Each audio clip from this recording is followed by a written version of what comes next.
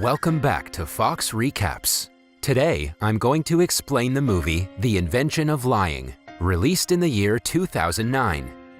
The premise of the movie is set in an alternate reality when mankind has evolved into beings who always have to tell the truth. Since lying is not human nature, people are unaware of its concept altogether. The world is a better and brutally honest place. The protagonist of the film, Mark Bellison, is a loser stuck in his lousy job as a screenwriter. He has not achieved any success in life, professionally or personally. Hence, he is nervous because he's about to go on a first date with a girl named Anna. He arrives early to pick her up, which frustrates Anna. She tells him that she was masturbating and asks him to wait while she goes upstairs and continues. While waiting, Mark comments that he's worried the restaurant he chose won't be expensive enough for her. He also adds that he's in his 40s but has no financial assets. Before leaving, Anna bluntly says he's not attractive enough for her. Since Mark has heard such comments his entire life, he just sighs and walks her outside. Both of them don't care if they're being too honest for a first date. It's considered normal because, by their very nature, they always speak their mind. At the restaurant, the waiter is also the same. He notes that Anna is way out of Mark's league and admits he took a sip from their drink. As the couple talks, we find out that Anna has a well-paying executive job and is richer than Mark. She gets a call from her mother and tells her she hates Mark and would never kiss him. Mark hears everything but isn't hurt because this is how a normal date usually goes for him. Before separating, Anna tells him she had a better time than she thought she would. The next day, Mark arrives at his work at the lecture film studio. He's introduced to a crowd of tourists by his colleague, who also announces that Mark is the least successful employee from their studio and will soon be kicked out.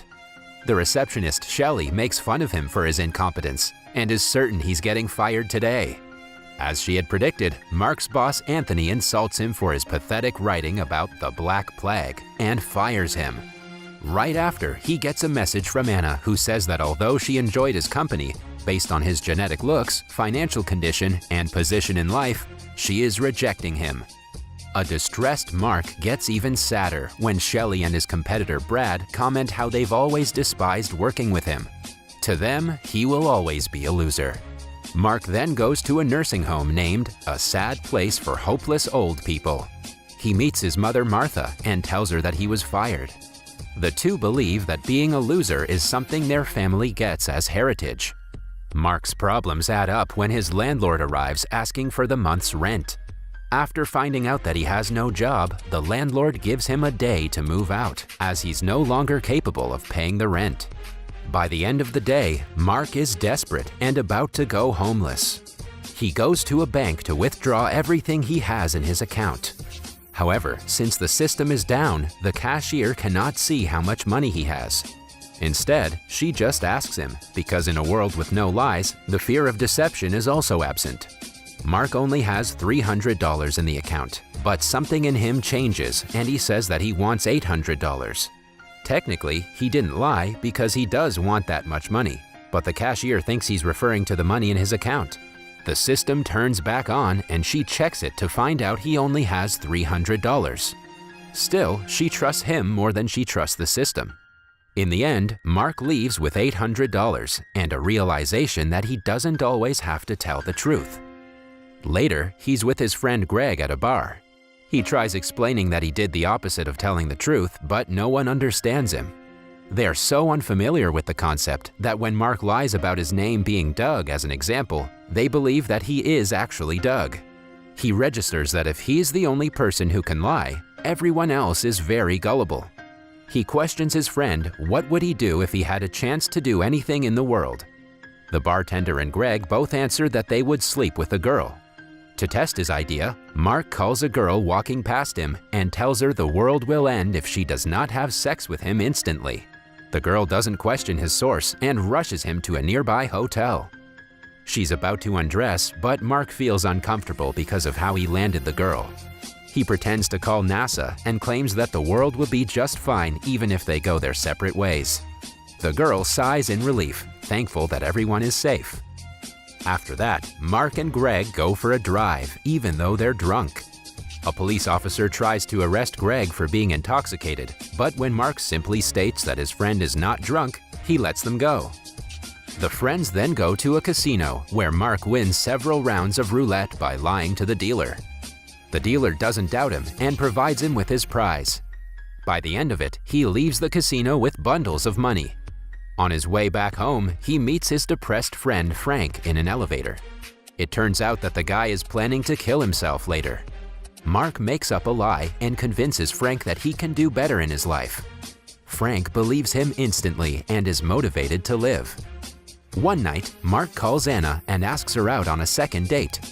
She's about to decline, but he says that he's changed and is no longer the loser she met on their last date.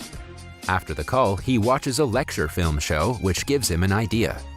He decides to write a fiction story and market it as real to get his job back. After he's done with the script, he pours tea on the paper to make it look ancient. Then he heads to his old job and lies to his boss that he found the paper in an ancient chest buried in a desert. The story he made up is about a giant spaceship that crashed in Babylon.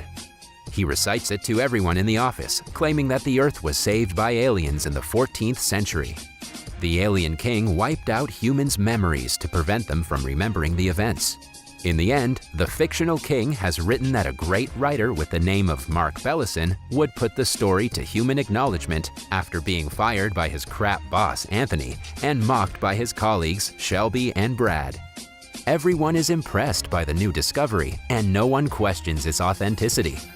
Mark's competitor, Brad, is furious that he wasn't the chosen one. The boss gives Mark his job back and asks him to work on the story as soon as possible. The following day, Mark takes Anna to an expensive restaurant. She is surprised and impressed by how much he has changed. After talking for a while, Mark inquires if she wants to marry him now that he's rich and successful. Anna likes him better than she did before, but she rejects him because of his genetic looks, claiming that she doesn't want her kids to have snub noses. Just then, Mark gets a phone call from the nursing home and is told that his mother is about to pass away. He rushes to her and sees her struggling on a hospital bed. Martha is terrified that she's about to die. To make her feel better, he claims that after death, she will reach her favorite place and will be young and juvenile, together with her loved ones. Martha believes him and dies with a smile on her face. The doctor and nurses also hear him and inquire how he knows about the afterlife. Mark doesn't reply and returns home to Anna, heartbroken by his mother's death. The following morning, they wake up beside each other. When Mark drives home, he's shocked to discover a massive crowd gathered in the front. It turns out that his knowledge about the afterlife has made it around town and people are curious to know everything about it. He somehow enters his house and watches the news about himself. Later, Anna meets him and inquires what exactly he said to his mother. He tells her everything, which she believes instantly. Anna wants him to tell the world about his findings because that would help the people who are dying. Mark is a little skeptical, but he agrees to do it. He announces to the crowd that there's a man in the sky who knows everything about everyone. After death, he provides people with mansions, free ice creams, and the company of their loved ones. But he also adds that the people who do bad things at least thrice in their lives will be placed in terrible areas. The crowd is left stunned after finding out the truth. One of the women comes forth and questions how he knew all this. Mark replies that the man in the sky told him personally. The consequences of his words start showing immediately when NASA sends astronauts on a search for the man in the sky. The next day, Mark goes to work and hands the script to his boss. The film is released and it immediately becomes a super hit. In only a week, Mark turns from a loser to the most famous scriptwriter. One day, Mark and Anna are at a park talking about different things. She's started to enjoy his company, apart from his wealth and success. The two are about to kiss, but Anna retreats after imagining kids with snub noses. She confesses her love for him, but cannot give up her dream of having beautiful kids. On Mark's birthday, she gives him a birthday card and informs him that she's going on a date with his competitor, Brad. She adds that she's thinking of sleeping with Brad, which worries Mark. He makes up several lies and convinces her to not sleep with anyone before marriage.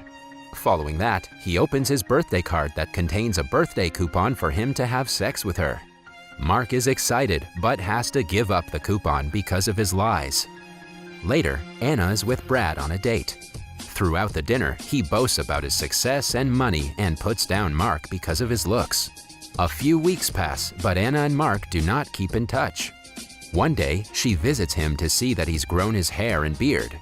To Mark's dismay, she gives him the invitation card to her and Brad's wedding and asks him to attend it for her. Mark begs her not to marry Brad, but Anna is adamant because she is desperate for the perfect-looking children.